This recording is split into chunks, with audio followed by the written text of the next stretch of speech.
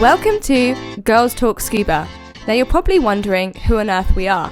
I'm Ellie. I'm Emmy. And this is the podcast where we talk all things scuba. Including, but not limited to, education. They don't know whether to do a buoyancy course or whether they actually want to just get some more fun dives under their belt. Equipment. We asked you what the first piece of equipment you bought was and the results are in. And destination. I really want to dive in the Caribbean and I really want to go diving with sharks. Make sure you subscribe to never miss an episode. Hello and welcome to another episode of Girls Talk Scuba. Thank you so much for joining us again this week. Emmy, how has your week been? Busy. I've been so busy. I've been teaching courses, taking fun divers. I've been in the water pretty much all week. Every day. And it's been great because the water's been really nice. And your wetsuit ripped, didn't it? Don't say that. It did. Don't speak of the shame. Don't mention it. It's at the back of my brain. Joel's been kind enough to put some glue on it for now. But I'm sad. It is sad, isn't it, when something like that happens.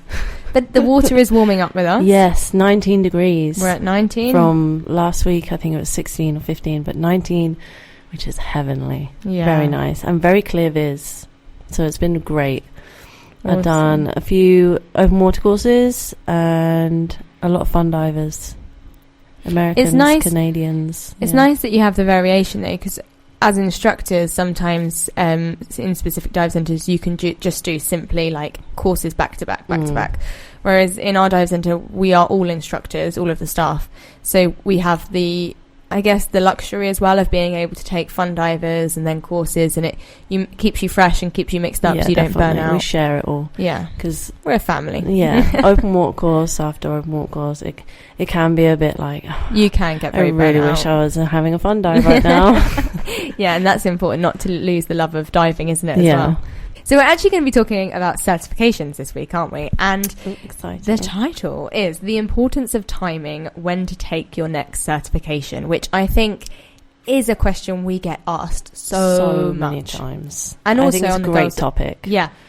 And also on the Girls at Scuba community, it is often put up, I think, of people saying, when should I do my next course? How long should I wait? Do I need a certain amount of dives? And I think it's, we're not just focusing on a particular level or a particular certification, but we're going to kind of have a broad look at, the different availabilities that there are for you and whys or why nots you should, and whens you should take them. Yeah, exactly. So, open water course being first. Let's start. Well, an overview of the open water course is it teaches you the basic skills. And it also certifies you down to 18 metres. Right, so it's a very, it's the starter. We're not just talking about PADI specifically. Obviously, there is hundreds and different scuba organisations. And they tend to kind of relatively follow the same model very similarly. So it might be a little bit different. But we're talking kind of, the basic starter course that you start with. Yeah. So the open water course can be done, we do it throughout 4 days. We'll do 1 day in the pool and in the classroom, the next day in the sea, the next day in the pool and the classroom again, and then the last day in the sea. And that's what, we in the open water course is, as I'm sure many of you have already done, is when you learn the basic skills, you go through the basic skills and you get yourself really comfortable clearing your mask. Oh, everyone hates that skill. I remember the first time I did that one, I was like, this is not fun.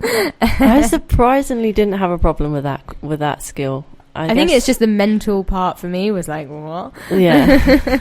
You want me to open my eyes in the seawater?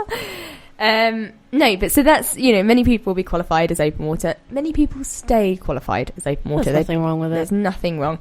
I think the main, reason people look forward to, progressing to their advanced course, which we'll talk about. The specialities and the depth. The depth. Yeah, because the advanced course then certifies you down to, say, 30 metres.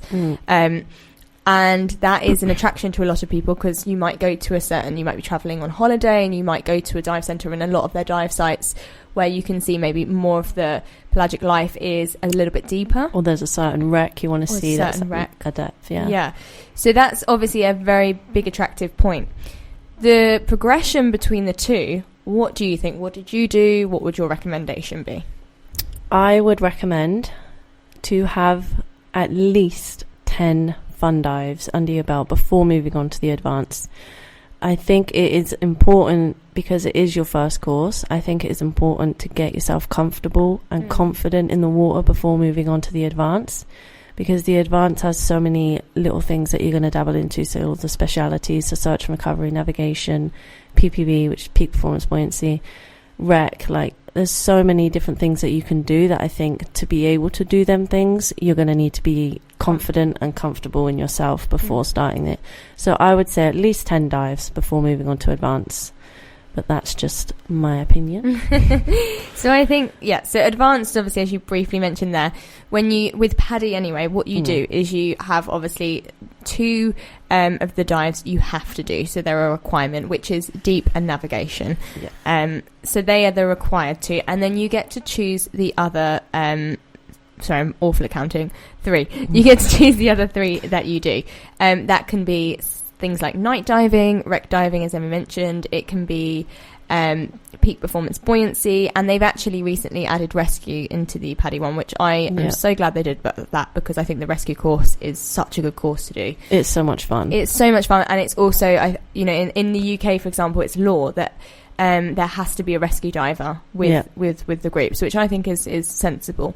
So ultimately, that's, it's a very broad, as Emmy said, you dabble into a lot of different things. Yeah. Now, I agree with you, because I think it is important when you start to go deeper, there's obviously potentially things that can go wrong. There's potentially a little bit more to think about. Yeah. And you just need to be aware of that. And I think if you're fresh out of the open water course, you might have some apprehension about trying to take all of this in and not just naturally being comfortable yet. Yeah. And I think that can maybe put you off in some ways as well, which is always important not to do. You want to be enjoying it. You don't want to be stressed. Yeah. And also there's an element of venturing into narcosis as well, because you're going a little bit deeper, and that's another thing that can add to apprehension as well. Yeah. So I think the progression, I think that's the main progression point when talking about certifications, is the open water to advanced. And it's a question we get asked so much, as I said earlier. It's all the time, and my response is often, there's not one size that fits all. Some people are really comfortable in the water after their open water course, and they feel very comfortable to move on to their advanced straight away. Yeah. Some dive centres offer it as a package, back to back. Some dive centres won't let you do it. Yeah. Some dive centres will say, like, no, we highly recommend this minimum amount of dives before moving on to the next course, and that's what you have to do. So I think it very much depends how you're feeling. I don't think it's right if anyone turns around and says, that's wrong, that's right, you should have waited, or you shouldn't wait. Yeah. But I think it highly depends on you. And throughout all of these certifications, what we're going to be talking about today, I think the main point to remember is obviously safety is paramount, but also diving is meant to be fun and enjoyable, and you should always stick to what you feel comfortable with, and don't be afraid to say no. So if someone's like, no, we're going to push you to do the 30 meters and you don't feel comfortable, then speak up about it. There's no rush. Shame. There's no rush at all. You're doing it for the diving, not for the title. And I think that's a very good point, because they call them, these courses, like the advanced course. It doesn't necessarily mean you're an advanced diver. Yeah. It's you're doing the advanced course to progress your skills. There's things, you're just learning a bit more. You're learning a bit more, but it doesn't mean, you're invincible now and you're an advanced diver. It just means you've had some more work with your skills and you've learned more than you did in your open water course. Yeah. And so moving on from the next, advanced to rescue, what do you think? I don't think I think the rescue course is so much fun. I love my rescue when I think back to it. And I think, this is where I think it's a great course, because I think the skills that you're taught within the rescue is so undoubtedly life-saving, basically. They're needed. They're very needed. But the only thing I would say again is it's quite you're put under a little bit of stress in the rescue course, because it's a lot more physical, and it's a lot more like, and wear sunscreen. Like, this is just going off track a little bit, but if you're doing the rescue course, make sure you get yourself some roof safe sunscreen, and make sure you wear it, because I didn't realise so much was on the surface, and I literally came out of the water with two giant white round my eyes, and I was like, oh, this is good. Rescue can be very physical. You're carrying people out of the water, you're doing CPR, you're taking your gear off, and I think it's very different from moving open water to advanced. So I think I wouldn't worry so much about how many dives you have moving on from advanced to rescue, because I think rescue is undoubtedly like necessary, completely necessary, because it teaches you how to save a life. And this is also why I'm quite glad it's been incorporated into the advanced course as an option, because you know it is something that ultimately is such a good thing to have under your belt. And if for whatever reason there was a circumstance that you needed to utilize those skills, you have the training to do so. And it's just every possibility is different, but it gives you some more confidence to be able to say, okay, I've actually identified what the best way is to do that. And I think that's a course that I would always say to people, if you're at the level where you can do it, then definitely do it. And I always say for the advanced course now, try and do rescue with it, because it's just a little teaser trailer of what to expect. Absolutely. And then we're talking about rescue then now this is where it kind of splits, isn't it? Especially in PADI. Now obviously it might be different for the organisation that you're with, but maybe similarly they split as well. But it then splits from rescue, so you can then go on to dive master and the pro levels, so you can work your way up to instructor or master, or you can go to master scuba diver. If you don't want to go pro, which is recommended. I would recommend doing that course over the dive master if you don't want to go pro. I mean, this is the other concept, question we get asked a lot, and I think we'll actually do a podcast specifically on this maybe at a later point, but is, you know, dive master compared to master scuba diver. If you don't want to work in diving or become a pro, then there's not really a lot of point in doing your dive master, because it's very much focused on how to assist instructors, how to guide, briefing, you know, everything like that. Whereas if you want to get some more skills under your belt and be more comfortable in the water, then you can start looking at your specialties and specialising in different elements like wreck diving, night diving again, and doing emergency O2, and then working your way up to become master scuba diver. Yeah, I agree with that 100%. So rescue to dive master. Ooh. I would say I waited about a year between my rescue and my DM. I think it depends if you're going to do the dive master as a dive master candidate or like an internship type of thing, or if you're just doing the course. Well, let's just touch on quickly before we dive into that, 0 to hero.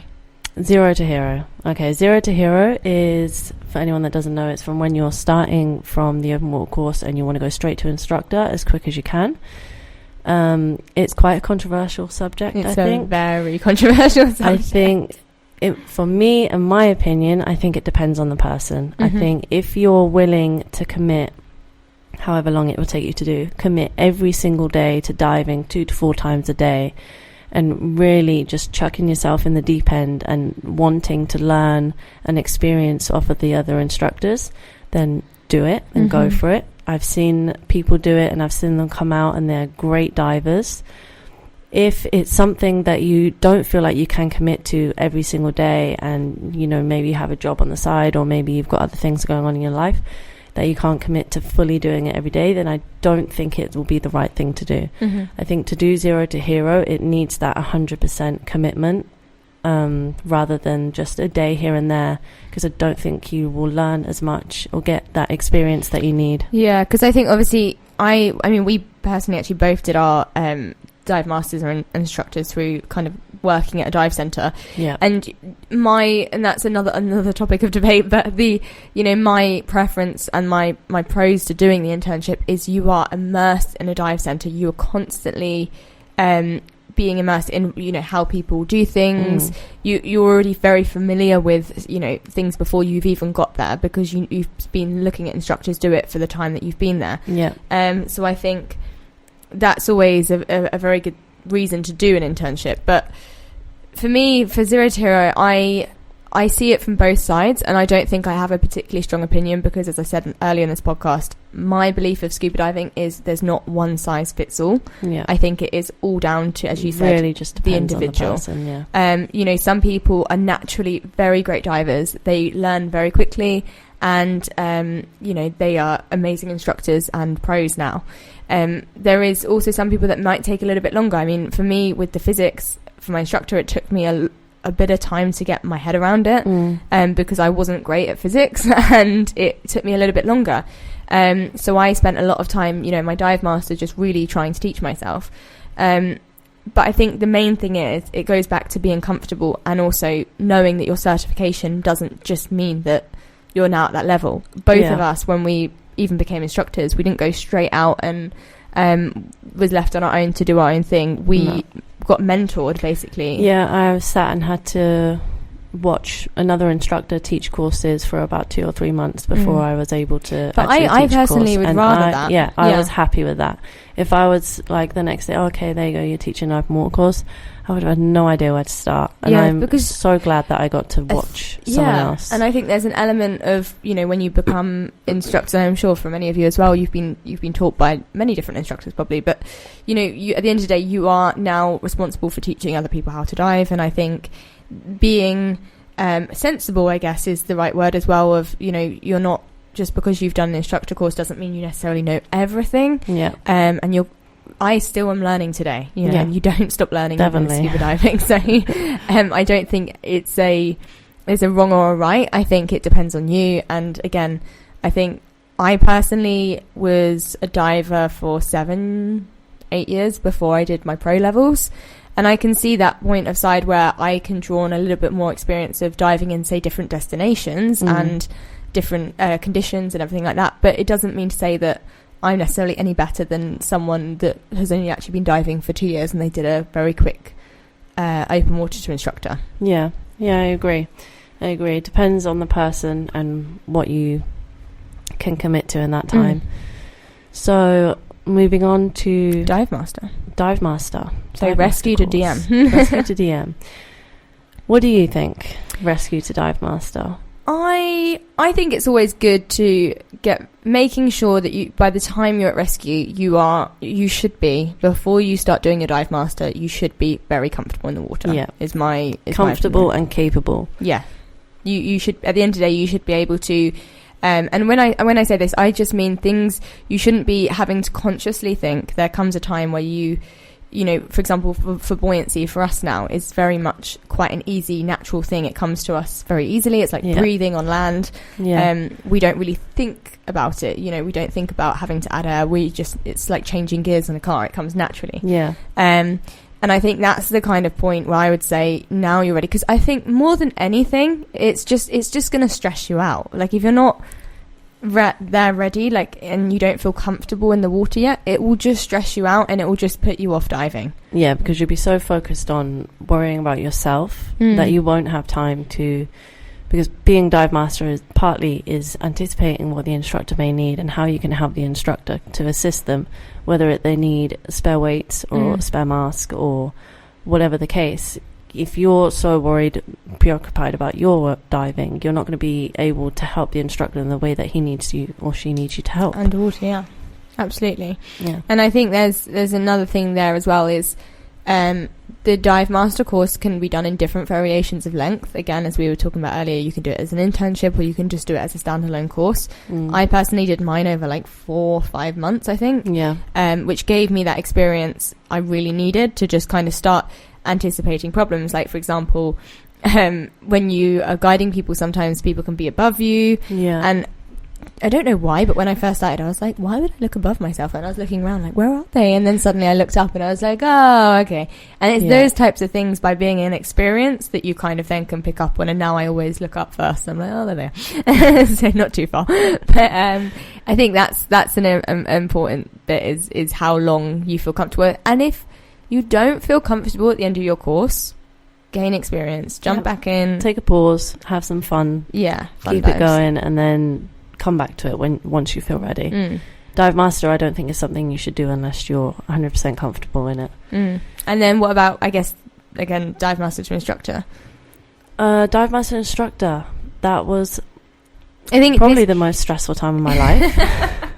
I think this one though as well, you don't have to become an instructor. With all certifications, you don't have to do them. It's not, you don't need to make your way to the top. it's at the top of the table, but it's not like you have to be there.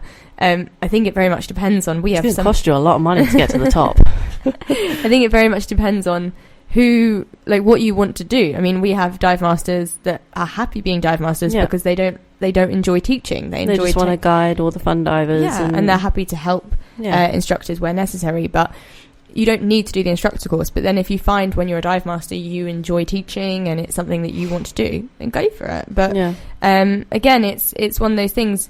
I don't think there's much of a difference between doing the DM and the instructor. I think, if you're capable of doing a dive master course, you're very much capable of doing your instructor course. Definitely. And perhaps there is some benefit to doing it quite close together because you've already done the theory and it's fresh in your head.